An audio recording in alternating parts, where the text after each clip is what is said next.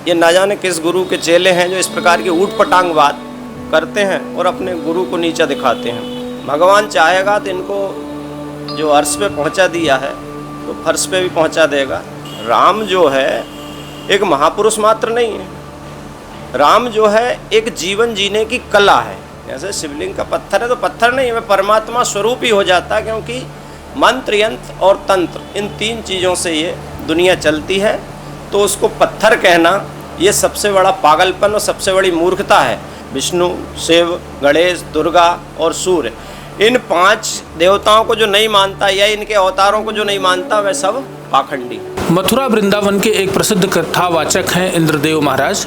वो पिछले दिनों लगभग 20 से 25 दिन पहले अयोध्या आए हुए थे और बड़ा भक्तमाल में वो ठहरे हुए थे।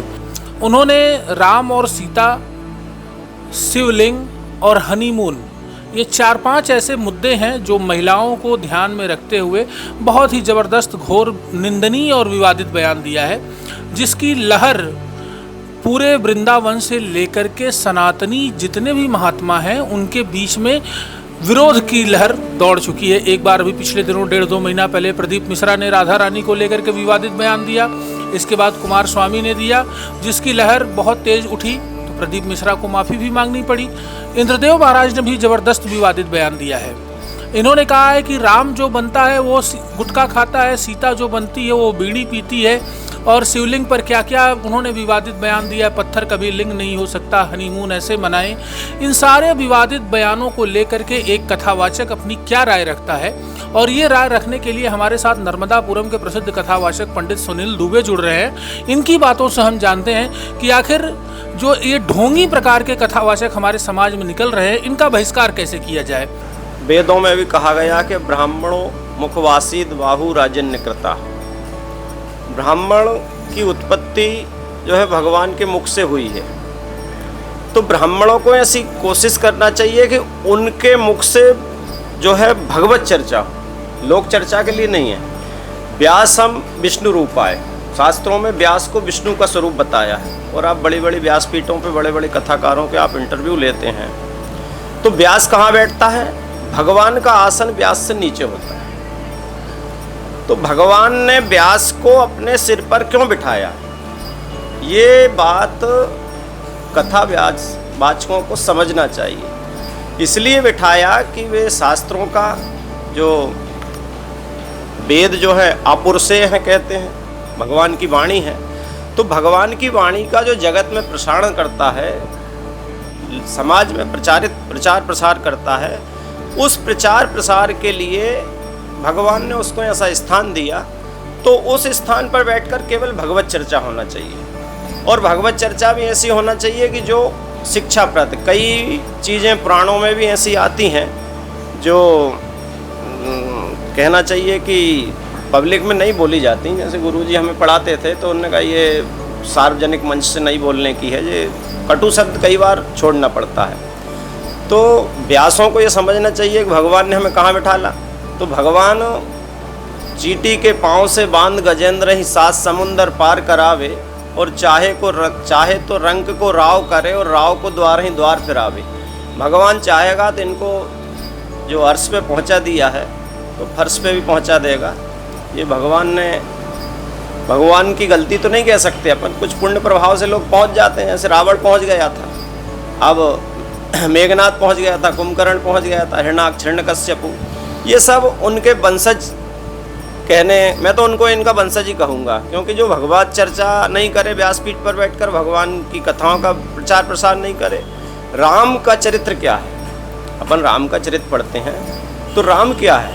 राम जो है एक महापुरुष मात्र नहीं है, राम जो है एक जीवन जीने की कला है कि राम ने जन्म लेकर के अपने परिवार के साथ क्या व्यवहार किया, अपने समाज के साथ क्या व्यवहार किया, लोगों के साथ, प्रजा के साथ क्या व्यवहार किया। राम ने जन्म लेकर के, देखो राम जब रावण को मारने के लिए गए तो उनके वो चाहते तो बड़े बड़े उनको राजे रजवाड़ों की सहायता मिल सकती थी, बड़े बड़े रियासतें जो थी उस समय बड़े बड़े, उनकी सबकी सहायता मिल सकती थी।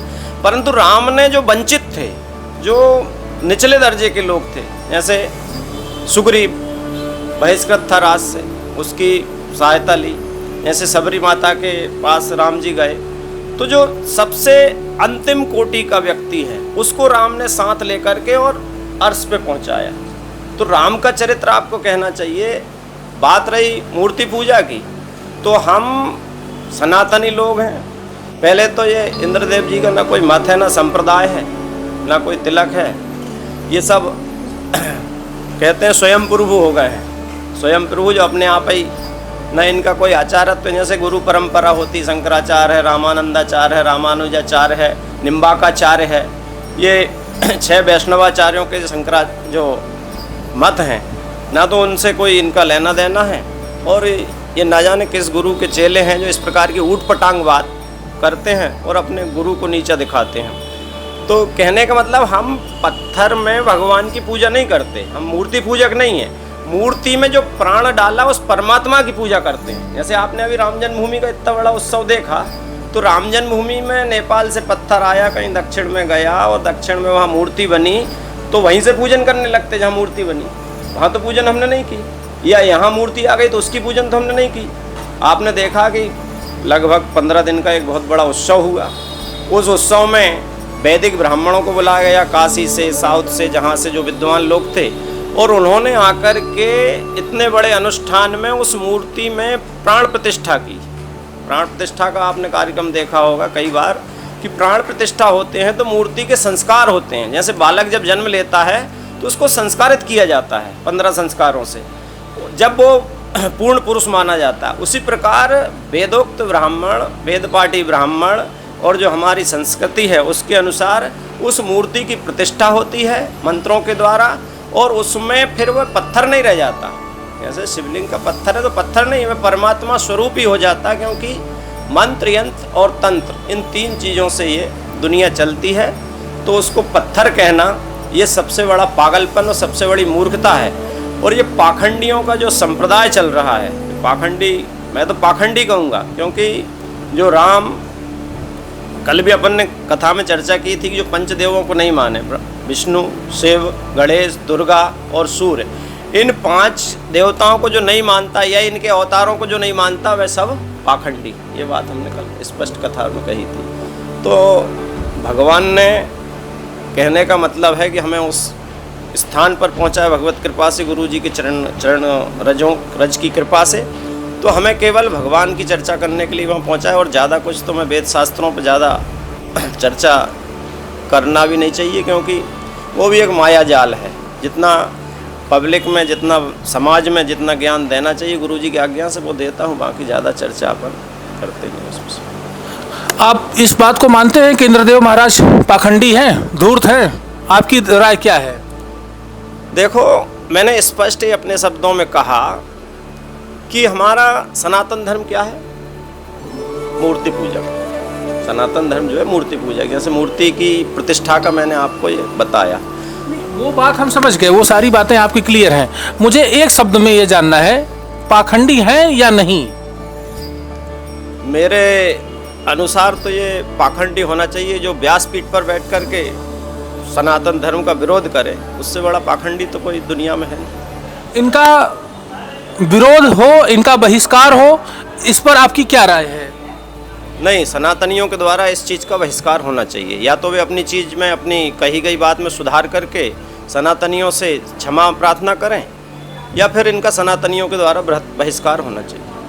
देखा आप लोगों ने, पंडित सुनील दुबे भी मानते हैं कि ये पाखंडी हैं। इनका भी सनातनियों के सामने, राम के भक्तों के सामने आकर के माफ़ी मांगना जरूरी है। इनका बहिष्कार हो, यदि ऐसा ये नहीं करते हैं तो इनका बहिष्कार हो, इनका विरोध हो, प्रदीप मिश्रा की तरह। क्योंकि ऐसे ढोंगी समाज में बाबा बन के घूमते हुए देखे जा रहे हैं, जो लोगों को भ्रमित कर रहे हैं और दुष्प्रचार फैलाते हुए देखे जा रहे हैं। मैं देवेश पांडे, अयोध्या।